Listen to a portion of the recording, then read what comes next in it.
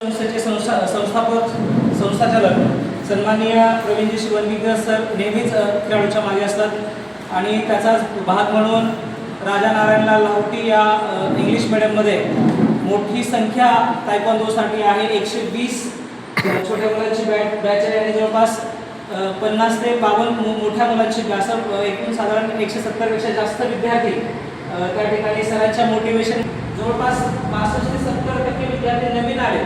त्याच्यामुळे यावर्षी स्पर्धा घेणं थोडंसं कठीण होतं, वेळ कमी होता आणि दरवर्षी सन्माननीय शैलेशजी लाहोटी साहेब यांचा 9 जुलै रोजी वाढदिवस असतो आणि त्या निमित्ताने या स्पर्धेचं आयोजन केलं जातं.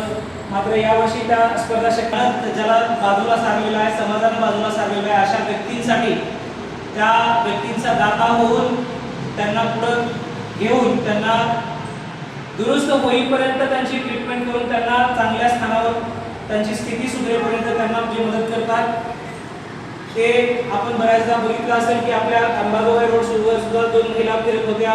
त्यांना सुद्धा सरांनी राहुल पाटील साहेबांनी त्यांचं रिहॅबिलिटेशन म्हणजे त्यांना दवाखान्यात नेमून त्यांचा उपचार करून त्यांची पुढची मानसिक स्थिती आणि शारीरिक स्थिती चांगली होईपर्यंत त्यांना काम केलेलं आहे. आणि या कामासाठी ते कुठलाही खर्च जो आहे तो बाहेरून ते न उपलब्ध होता स्वतः वेळ देऊन दिवस असेल रात्र असेल काम करतात. असे सामाजिक कार्यकर्ते सन्माननीय राहुलजी पाटील. याचबरोबर दुसरी एक छोटीशी ओळख त्यांची सोबतच सांगतो की सर्पमित्रांना शासन ओळखपत्र देत नव्हतं, तर या काळामध्ये साधारण 40 पेक्षा जास्त साप वन विभागाच्या कार्यालयात सर्पमित्रांना ओळखपत्र का देत नाही याचा जबाब विचारण्यासाठी 40 साप कार्यालयात सोडले होते. ते उपस्थित आहे.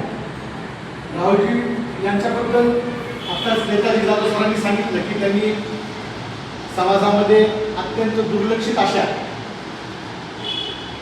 बेवारस मनोरुग्ण आणि परिवारातून समाजातून एक मुख्य प्रवाहातून बाहेर पडलेल्या व्यक्तींचा सहारा म्हणून राहुलजी जगतात.